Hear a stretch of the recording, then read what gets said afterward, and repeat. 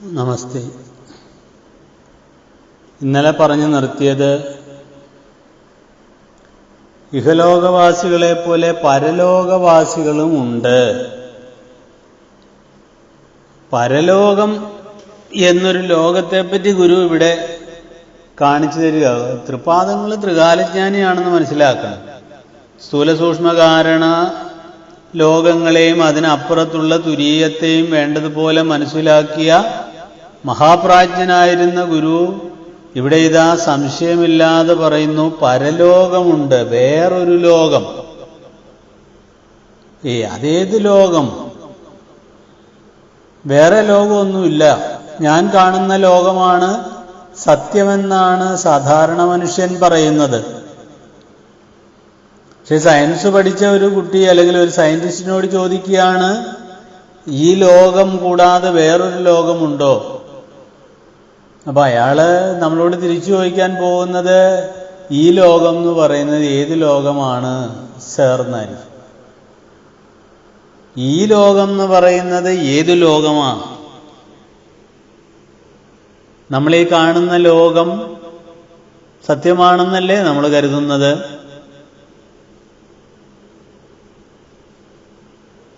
മനുഷ്യനെന്ന് പറയുന്ന സ്പീഷീസിൽപ്പെട്ട ജീവിവർഗം ഈ പ്രപഞ്ചത്തെ കാണുന്നത് പോലെ അല്ലല്ലോ മറ്റൊരു ജന്തു, ഒരു മൃഗം ഈ ലോകത്തെ കാണുന്നത്. സന്ധ്യയാവുമ്പോൾ മനുഷ്യന് ഇരുട്ട് അനുഭവപ്പെടുന്നു. നമ്മൾ ചെന്നൊരു കാളയോടോ പശുവിനോടോ ആനയോടോ പട്ടിയോടോ പൂച്ചയോടോ ഒക്കെ പറയുകയാണ്, അല്ലയോ സുഹൃത്തെ, ഇപ്പോഴിതാ ഇരുട്ട് വരുന്നു, ഇതാ വെളിച്ചം പോയി എന്ന് പറഞ്ഞാൽ ആ മൃഗം എന്ത് പറയും? താൻ പോയി തന്നെ പണി നോക്കൂ, ഇവിടെയൊന്നും ഇരുട്ടില്ലെന്ന് പറയില്ലേ? ആ മൃഗത്തിന് ഈ ലോകത്തിൽ ഇരുട്ടില്ല. ഇരുട്ടെന്ന് പറയുന്ന ഒരു വസ്തു ഉണ്ടോ? വാസ്തവത്തിലൊന്ന് ശ്രദ്ധിച്ചു നോക്കിയേ. ഒരു വസ്തുവിനെ അല്ലെങ്കിൽ ഏതെങ്കിലും ഒരു ധർമ്മത്തെ മനുഷ്യന് അറിയണമെങ്കിൽ പഞ്ചേന്ദ്രിയങ്ങളിൽ കൂടിയാണ് അറിയുന്നത്. കണ്ണ്, മൂക്ക്, നാക്ക്, ത്വക്ക്, ചെവി. കണ്ണുകൊണ്ട് കണ്ടോ, മൂക്കുകൊണ്ട് മണത്തോ, നാവുകൊണ്ട് രുചിച്ചോ, ത്വക്കുകൊണ്ട് സ്പർശിച്ചോ, കണ്ണ്, നാക്ക്, മൂക്ക്, ത്വക്ക്, ചെവി, അല്ലെങ്കിൽ ചെവി കൊണ്ട് കേട്ടോ ആണ് മനസ്സിലാക്കേണ്ടത്. ഈ അഞ്ചിന്ദ്രിയങ്ങളിൽ കൂടിയ മനുഷ്യജീവിക്ക്, മനുഷ്യനെന്ന സ്പീഷീസില് പെട്ട ജീവജാലത്തിന് ഈ ഇന്ദ്രിയങ്ങൾ കൊണ്ട് ലോകത്തെ അനുഭവിക്കാനും അറിയാനും സാധിക്കും.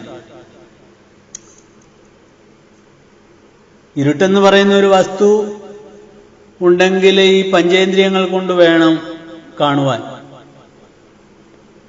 കണ്ണുകൊണ്ട് ഇരുട്ടിനെ കാണാൻ സാധിക്കുമോ? പിന്നെ കാണാൻ സാധിക്കും. ഞാൻ ഇരുട്ട് കാണുന്നല്ലോ എന്ന് ഉടനെ തന്നെ മറുപടി പറയും. മനുഷ്യന്റെ കണ്ണിന് എന്തെങ്കിലും കാണണമെങ്കിൽ വെളിച്ചം വേണം. ഇരുട്ട് ബാധിച്ചിരിക്കുന്ന ഒരു സ്ഥലത്തേക്ക് നല്ല പ്രകാശമടിച്ച് ആ ഇരുട്ടിനെ ഒന്ന് കാണാൻ ശ്രമിച്ച്, ഇരുട്ടുണ്ടോ അവിടെ? മനുഷ്യനേതായിരുന്നാലും കാണണമെങ്കിൽ വെളിച്ചത്തിന്റെ സഹായം വേണം. എന്തിനെ കാണണമെങ്കിലും. എന്നാൽ ഇരുട്ടിനെ കാണാൻ വേണ്ടി വെളിച്ചമൊന്നടിച്ച് അവിടെ ഇരുട്ടുണ്ടോ? കണ്ണുകൊണ്ട് കാണാൻ പറ്റുന്നില്ല. ചെവി കൊണ്ട് കേൾക്കാൻ പറ്റുമോ ഇരുട്ടിങ്ങനെ വരുന്നത്? കാറ്റ് വരുന്നതിൻ്റെ ഒച്ച കേൾക്കാം, മഴ വരുന്നതിൻ്റെ ഒച്ച കേൾക്കാം, മറ്റു പലതിൻ്റെ ഒച്ച കേൾക്കാം. ഇരുട്ട് വന്ന് ചെവിയിലെ പതിച്ചത് അറിഞ്ഞോ? അറിഞ്ഞില്ല. ചെവി കൊണ്ടറിയാൻ സാധിക്കില്ല. ത്വക്ക് കൊണ്ടറിയാൻ സാധിക്കുമോ? ഇങ്ങനെ സ്പർശിക്കുന്നു ഇരുട്ട് വന്ന്. കാറ്റ് വന്ന് കടന്നു പോകുന്ന അറിയാം. പക്ഷെ ഇരുട്ട് വന്ന് കടന്നു പോകുന്നത് ത്വക്കിലെ സ്പർശിക്കപ്പെടുന്നില്ല. മണത്തറിയാൻ പറ്റുമോ? ദാ ഇരുട്ട് വരുന്നു. പപ്പടം കാച്ചുമ്പോൾ മണം അനുഭവിച്ചതുപോലെ ഇരുട്ട് വരുന്ന മണം, ഗന്ധം മൂക്കിനറിയാൻ സാധിക്കില്ല. രുചിച്ചു നോക്കാൻ സാധിക്കുമോ? അതുമില്ല. അപ്പോൾ പഞ്ചേന്ദ്രിയങ്ങൾ കൊണ്ടും അറിയാൻ സാധിക്കാത്ത ഒരു വസ്തു ഉണ്ടെന്ന് നമ്മൾ പറയുകയാണ് ഇരുട്ട്. വസ്തുത്തിൽ ഇരുട്ടെന്ന് പറയുന്ന ഒരു സാധനമില്ല. വെളിച്ചത്തിന്റെ അഭാവം മാത്രമാണ് ഇരുട്ടെന്ന് പറയുന്നത്. ഇരുട്ടുള്ളതായിരുന്നെങ്കിൽ പശുവിനും പൂച്ചയ്ക്കും പട്ടിക്കും ഒക്കെ ഇതിനെക്കുറിച്ച് ഉള്ള അവബോധം ഉണ്ടായേനെ. പക്ഷെ അങ്ങനെ ആ ജീവജാലങ്ങൾക്ക് ഇരുട്ടേയില്ല. രാത്രിയിൽ കാട്ടും മൃഗങ്ങളും ഒക്കെ ഇര പിടിക്കാൻ ഓടുമ്പോൾ അതുങ്ങൾക്ക് വെട്ടത്തിൻ്റെ ഒന്നും ആവശ്യമില്ല, ടോർച്ചിൻ്റെ ആവശ്യമില്ല. അല്ലാതെ തന്നെ അതുങ്ങൾ മുമ്പിൽ നടക്കുന്ന മൃഗങ്ങളെ കാണാം.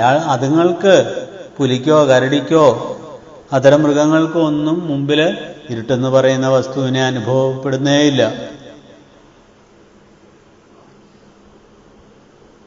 നമ്മുടെ ലോകം എന്ന് പറയുന്നത് ഇത്രയും നിസ്സാരമായിരിക്കുമ്പോഴാണ് ഇതൊക്കെയാണ് സത്യം എന്ന് പറയുന്നത്.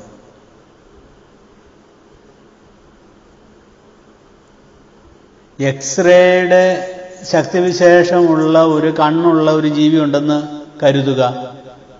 ആ ജീവി ഈ ലോകത്തെ കാണുന്നത് മനുഷ്യൻ കാണുന്നത് പോലെയാണോ? മനുഷ്യൻ മറ്റൊരു ജീവജാലം നടന്നു പോകുമ്പോൾ അവൻ്റെ മാംസാസ്ഥിമയമായ ശരീരത്തെ പൂർണ്ണമായിട്ട് കാണുന്നു. മറിച്ച് എക്സ്റേ ലോചനവിശേഷമുള്ള ഒരു ജീവിയാണെങ്കിലോ കാണുന്നത് കേവലമായിട്ടുള്ള അസ്ഥി മാത്രമായിരിക്കും. അപ്പം അതിൽ ഏത് കാഴ്ചയാണ് ശരി, ഏത് കേൾവിയാണ് ശരി?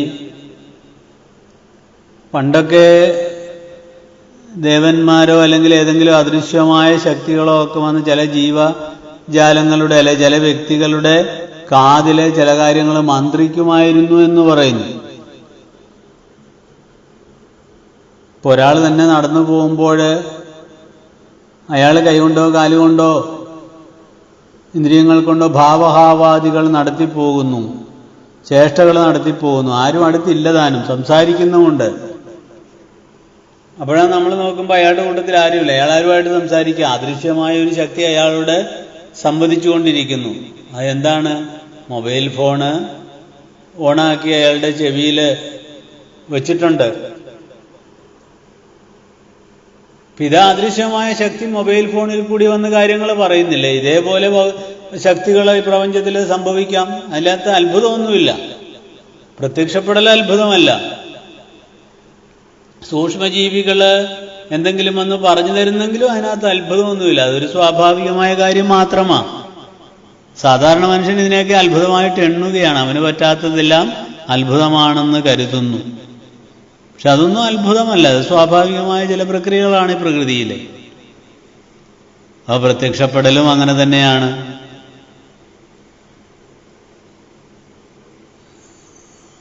മുറ്റത്ത് നമ്മൾ ശുദ്ധമാക്കി വച്ചിരിക്കുന്ന സ്ഥലത്ത് അവിടെ ഒരു ജീവിവർഗത്തെയും കാണുന്നില്ല, ഒരു വസ്തുവിനെയും കാണുന്നില്ല. അതേ സ്ഥാനത്ത് ഒരു എലിയോ അല്ലെ മറ്റെന്തെങ്കിലും മൃഗമോ ഒന്ന് ചത്ത് കിടക്കുന്നു എന്ന് കരുതുക. ചത്ത് കിടന്ന് മണിക്കൂർ കഴിഞ്ഞാൽ കാണാം അവിടെ 10,000 പുഴുക്കൾ അങ്ങനെ വരുന്നത്. ആ പുഴുക്കൾ പ്രത്യക്ഷപ്പെട്ടില്ലേ? ജീവജാലങ്ങൾ പ്രത്യക്ഷപ്പെട്ടില്ലേ? അപ്പൊ ഇത്രയൊക്കെ ഉള്ള ഏത് യക്ഷന്റെ പ്രത്യക്ഷപ്പെടലും. അപ്പൊ പ്രത്യക്ഷപ്പെടൽ സംഭവിക്കാം. അതിനകത്ത് അത്ഭുതം വിചാരിക്കേണ്ട. അത് പ്രകൃതിയിലെ ഒരു സ്വാഭാവികമായിട്ടുള്ള കർമ്മമാണ്. ഇവിടെ ഇതാ ഈ കേനത്തിലെ ഋഷി പറയുന്നു, ഇതാ ഒരു യക്ഷൻ ദേവന്മാരുടെ മുമ്പിൽ പ്രത്യക്ഷപ്പെട്ടു. ഗുരു എന്താ പറഞ്ഞ? ഇഹലോകവാസികളെ പോലെ പരലോകവാസികളുണ്ടെന്ന് നിർവിവാദമാകുന്നു. അത് 1, 2, 10 നല്ല ഗുണങ്ങളുള്ളതും ചീത്ത ഗുണങ്ങളുമായിട്ടുള്ള സൂക്ഷ്മജീവികൾ ഈ പ്രകൃതിയിൽ കൂടിയല്ലേ നമ്മുടെ അന്തരീക്ഷത്തിൽ കൂടി അങ്ങനെ പറന്ന് കളിച്ചുകൊണ്ടിരിക്കുകയാണ്. നമ്മൾ ഇന്നലെ പറഞ്ഞല്ലോ, പാലിനെ തൈരാക്കിയത് ഒരു സൂക്ഷ്മജീവിയാണ്, ഒരു ദേവനാണെന്ന് വേണേൽ പറയാം. കഴിവുള്ളയാളെയാണല്ലോ, പ്രകാശസ്വരൂപികളായിട്ടുള്ള ആളുകളെയാണല്ലോ ദേവ എന്ന് വിളിക്കുന്നത്. അപ്പോൾ പാലിനെ തൈരാക്കുന്നത് ഒരു ദേവനാണ്, അല്ലെങ്കിൽ ഒരു സൂക്ഷ്മജീവിയാണ്. അതേപോലെ ഇതാ ഒരു ജഡശരീരം കിടന്നാൽ അവിടെ 100 കണക്കിന് 1000 കണക്കിന് പുഴുക്കൾ സംഭവിക്കുന്നു. അത്ഭുതമാണ്, ഒരത്ഭുതവുമല്ല. അപ്പൊ ഈ സൂക്ഷ്മജീവികൾ ഈ അന്തരീക്ഷത്തിൽ ധാരാളമുണ്ട്. നമുക്ക് ചിലതൊക്കെ ഗുണം ചെയ്യുന്നത്, ചിലതൊക്കെ ദോഷം ചെയ്യുന്നത്. ഇപ്പൊ കൊറോണ എന്ന് പറയുന്ന ആ വിദ്വാൻ നമുക്ക് ദോഷം ചെയ്യുന്നുണ്ട്. അതേപോലെ ഗുണം ചെയ്യുന്ന എത്രയെത്രയോ ശക്തികൾ ഉണ്ടാവാം. അതുകൊണ്ട് ഗുരു പറഞ്ഞു, ഈ ഗുണമുള്ള ശക്തികളെയൊക്കെ ആശ്രയിക്കൂ. നിങ്ങളീ ഋണാത്മകമായ ശക്തി തരാനുള്ള ആ ഒരു ദേവനെ ദേവിയെ ആശ്രയിച്ചാൽ അയാൾ പെട്ടെന്ന് ചില ഗുണഗണങ്ങൾ തരും, പക്ഷെ അത് പിന്നീട് ദോഷമായിട്ട് ഭവിക്കും. അതുകൊണ്ട് സാത്വികന്മാരായിട്ടുള്ള ദേവീദേവന്മാരെ ആരാധിക്കാൻ ഗുരു നമ്മളെ പഠിപ്പിക്കുകയാണ് ചെയ്തത്. അപ്പൊ ആ തരത്തില് സാത്വിക ഭാവത്തിലേക്ക് ഉയർന്നു പോകുന്ന സൂക്ഷ്മജീവികളെ സ്വീകരിക്കുക. നമ്മളുടെ ബുദ്ധിയെ മലീമസപ്പെടുത്തുന്ന ഋണാത്മകമായ ശക്തിയുള്ള വൈറസുകളും ഈ സൂക്ഷ്മജീവികളും ഈ ലോകത്തിലുണ്ട്. അവയെ വിട്ട് കളയുക.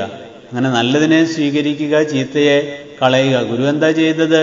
മാടൻ, മറുത തുടങ്ങിയ ആരാധനാമൂർത്തികളെ കളഞ്ഞിട്ട് അവിടെ ശിവനെയും സുബ്രഹ്മണ്യനെയും ഒക്കെ പ്രതിഷ്ഠിച്ചു എന്ന് പറഞ്ഞാൽ അതിൻ്റെ അർത്ഥം ഓരോ സ്ഥലത്തുമുള്ള ഋണാത്മക ശക്തി തരാനുള്ള ഈ തരത്തിലുള്ള സൂക്ഷ്മജീവികളെ മാറ്റിയിട്ട് നല്ല ഊർജം തരാൻ, കഴിവ് തരാനുള്ള സൂക്ഷ്മജീവികളെ കൊണ്ടുവരിക. ഇപ്പം നമ്മൾ മുമ്പേ പറഞ്ഞ കാര്യങ്ങളിൽ ഒരു ജഡശരീരത്തിൽ സംഭവിക്കുന്ന നൂറുകണക്കിന് പുഴുക്കൾ അവിടെ ഋണാത്മക ശക്തിയാണ് സംഭാവന ചെയ്യുന്നത്. മറിച്ച് പാലിനെ തൈരാക്കുന്ന ആ സൂക്ഷ്മജീവി ഉണ്ടല്ലോ, അതൊക്കെ നന്മയാണ് ചെയ്യുന്നത്. അതുകൊണ്ട് ഇഹലോകവാസികളെ പോലെ പരലോകവാസികളും ഉണ്ടെന്നുള്ളത് നിർവിവാദമാകുന്നു എന്ന ഗുരുവാണികൾ നമുക്ക് വേണ്ടതുപോലെ സ്വീകരിക്കാം. നന്ദി.